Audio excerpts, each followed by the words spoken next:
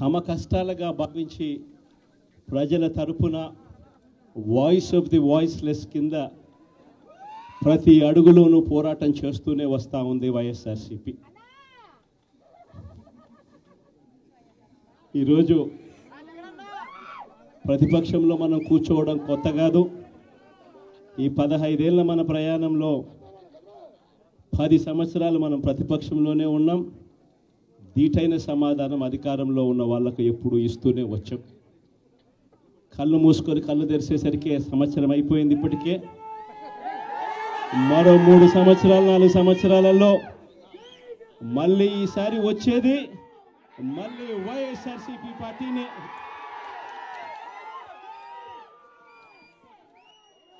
ఈరోజు వైఎస్ఆర్సీపీకి సంబంధించిన ప్రతి కార్యకర్త కూడా గ్రామంలో ఉన్న ఏ ఇంటికైనా కూడా వెళ్ళొచ్చు. ఏ పేదవాడింటికైనా కూడా వైఎస్ఆర్సీపీ కార్యకర్త సగర్వంగా తలెత్తుకుని కాలర్ ఎగిరేసుకొని వెళ్ళే పరిస్థితి వైఎస్ఆర్సీపీకి సంబంధించిన కార్యకర్తలకు ప్రతి ఒక్కరికి ఉంది. ఏ ఇంట్లోకి వెళ్ళినా కూడా వైఎస్ఆర్సీపీ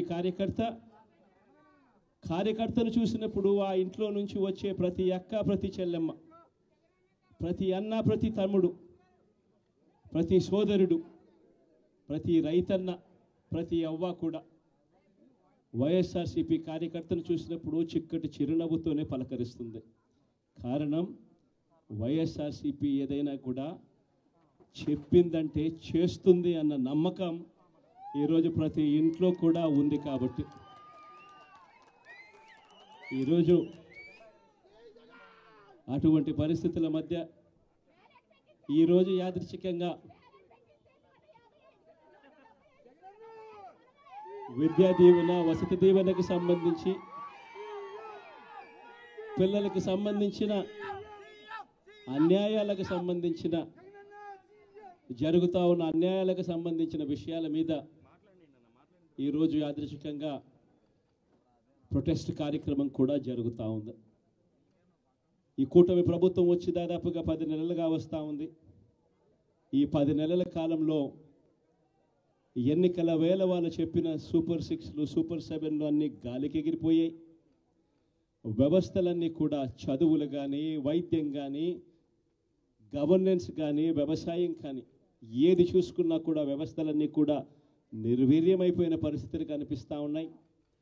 ఈరోజు పిల్లలకు సంబంధించిన ఫీజులకు సంబంధించిన బకాయిలు కూడా సంవత్సర కాలంలో ఫీజు రీఎంబర్స్మెంట్కు కావాల్సింది ఒక్కొక్క క్వార్టర్కు 700 కోట్ల రూపాయలు చొప్పున సంవత్సరానికి 2800 కోట్ల రూపాయలు విద్యా దీవెన కింద 4 క్వార్టర్లకు సంబంధించిన కేటాయింపులు చేయాలి.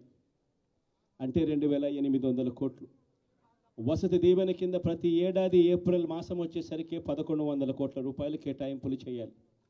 అంటే గత ఏడాది ఈ 1100 కోట్లు, 2800 కోట్లు, ఈ రెండింటికి సంబంధించి 3900 కోట్ల రూపాయలకు కేటాయింపులు చేసి ఖర్చు చేసి పిల్లల చదువులను ప్రోత్సహించాల్సిన పరిస్థితిలో ఈ ప్రభుత్వం చేసింది ఏమిటి అనంటే కేవలం 700 కోట్ల రూపాయలు మాత్రమే ఇచ్చి చేతులు దులుపుకున్న పరిస్థితులు. అంటే 3200 కోట్ల రూపాయలకు సంబంధించిన బకాయిలు పెండింగ్లో పెట్టారు.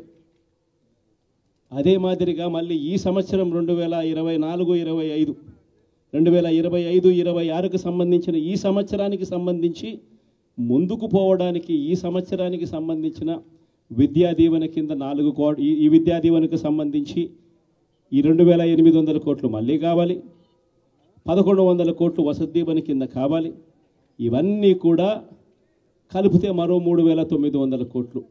సో ఆ 3200 కోట్లు, ఈ 3900 కోట్లు దాదాపుగా 7100 కోట్ల రూపాయలకు సంబంధించిన పిల్లలకు సంబంధించిన చదువులకు సంబంధించిన కేటాయింపులు చేసి చదువులను ఆదుకోవాల్సింది పోయి, పిల్లలను ఆదుకోవాల్సింది పోయి కేవలం 2600 కోట్లు మాత్రమే కేటాయింపులు చేశామన్నట్టుగా చేసి పిల్లల చదువులతో ఆడుకుంటా ఉన్న ఈ ప్రభుత్వానికి బుద్ధి చెప్పే కార్యక్రమం పిల్లలతో పాటు పిల్లల తల్లిదండ్రులతో పాటు కలిసి చేసే కార్యక్రమం కూడా యాదృచ్ఛికంగా ఈరోజు ప్రొటెస్ట్ కార్యక్రమం కూడా ఈ రోజే కూడా జరుగుతూ ఉందని కూడా చెప్పడానికి కూడా సంతోషపడతా ఉన్నా.